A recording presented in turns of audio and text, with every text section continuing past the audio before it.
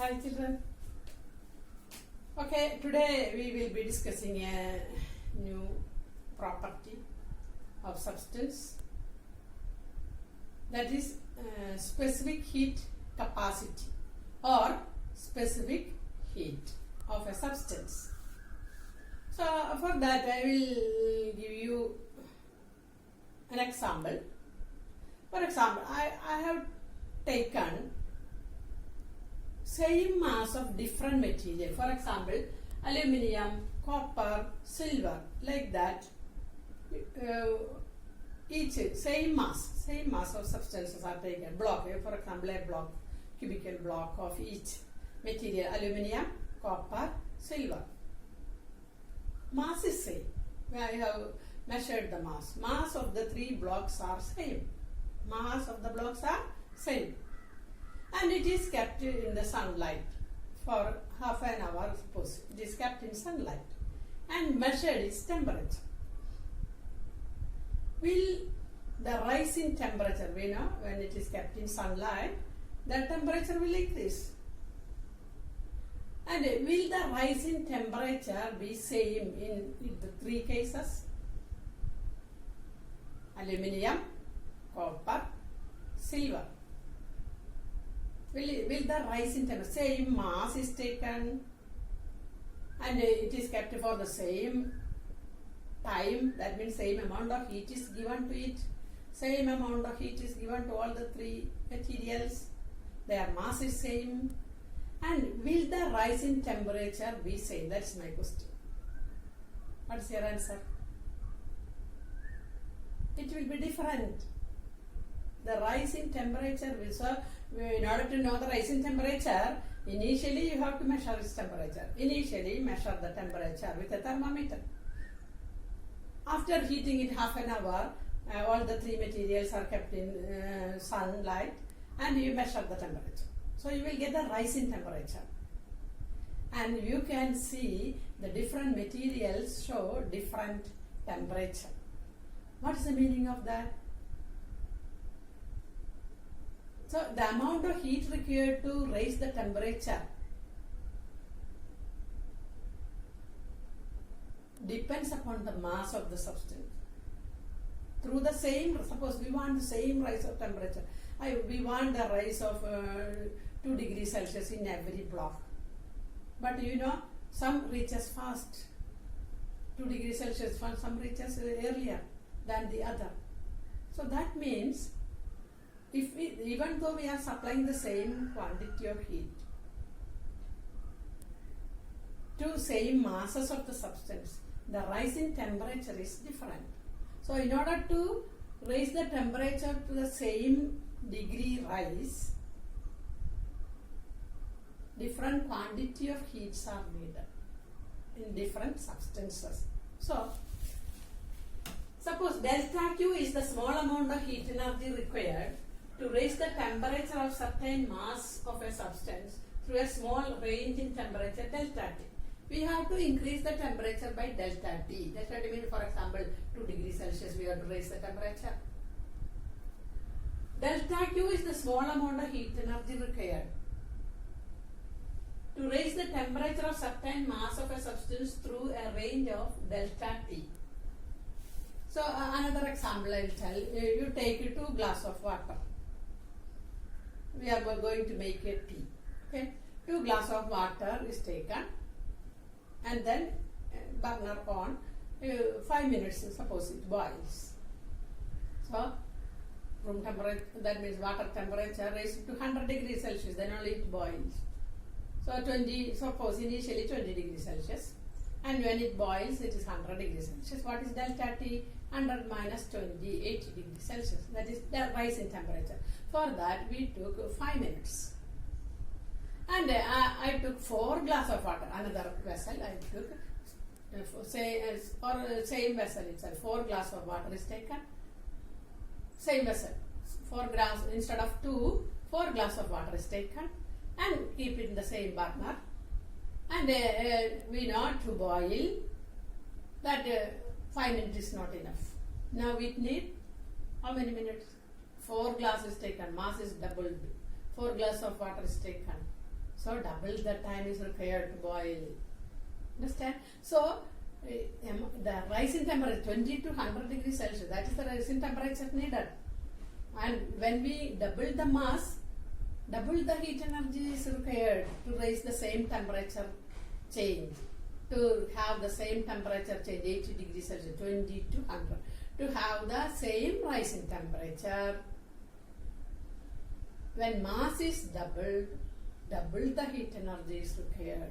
So heat energy required, delta Q, we denote it by the letter delta Q, is directly proportional to mass. Rise in temperature, we are boiling it. Rise in temperature, delta T is same. For the same rise in temperature, if mass is doubled, double the quantity of heat is required. Understand? Delta Q is proportional to mass. More the mass, more heat is required for the same rise in temperature. So delta Q is proportional to M. That is written here. Mass, greater the mass of the substance, larger is the amount of heat required to raise its temperature. Here we raise in temperature, we have taken delta T. Then one more factor it depends. One more factor it depends. For example, so first we heated for 5 minutes.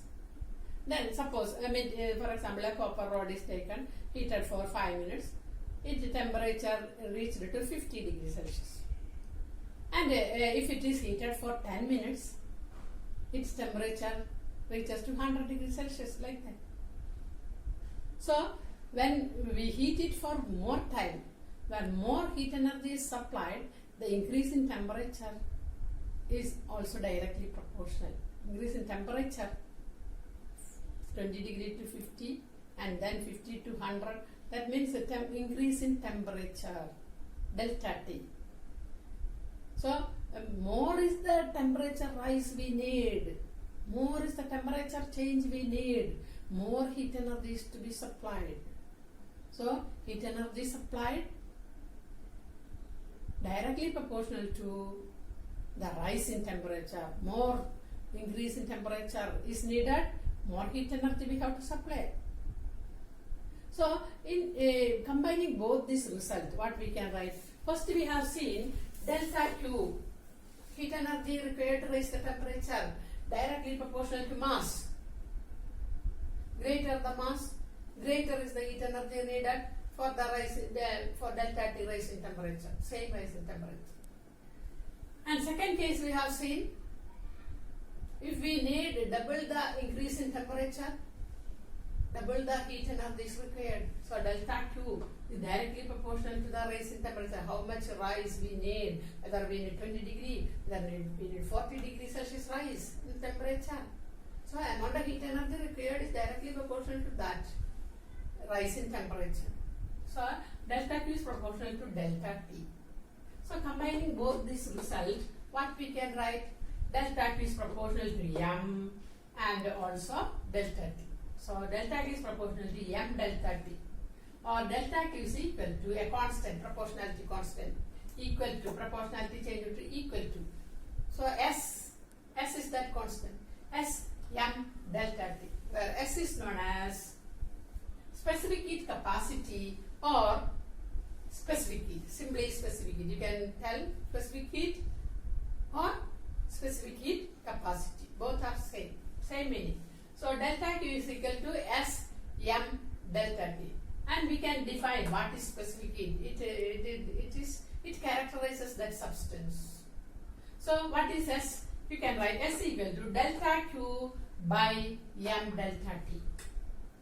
Delta Q by M delta T. And we are going to define specific heat capacity. For that, we take unit mass of the substance, M equal to 1. And we take delta T also 1. That means rise in temperature is, for example, 1 degree Celsius. Or we can take SI system, it is 1 Kelvin rise in temperature. Mass is taken unit mass 1 kilogram. 1 kilogram mass to raise the temperature by 1 Kelvin. How much heat is required? That is actually the specific heat of the substance. So we can define S S becomes equal to delta Q. That means heat energy supplied. S, specific heat of a substance, is the heat energy supplied. When mass is unity and increase in temperature is unity. So when M equal to 1, delta T equal to 1, SE becomes equal to delta Q. So how will you define specific heat of a substance? It is the amount of heat energy required. S is equal to the amount of heat energy required per unit mass per degree Celsius rise in temperature or degree Kelvin rise in temperature. That is the definition for specific heat capacity of a substance, and it is different for different material. And I have written some for some material specific heat. Specific heat of aluminium 900 joule per kilogram per Kelvin.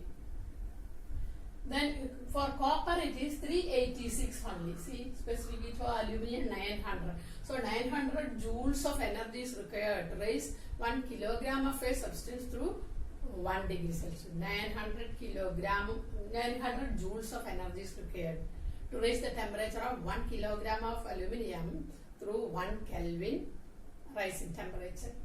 And here for copper it need only 386 joules of energy is needed to raise the temperature of 1 kilogram of copper through 1 Kelvin rise in temperature or 1 degree Celsius rise in temperature. This is for Kelvin. Okay.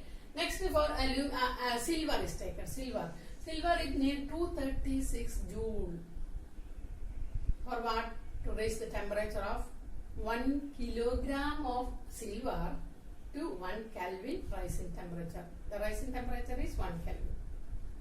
So, see the difference in the values. Different material have different specific heat. And water, you know, specific heat of water is 4200 joule per kilogram per Kelvin.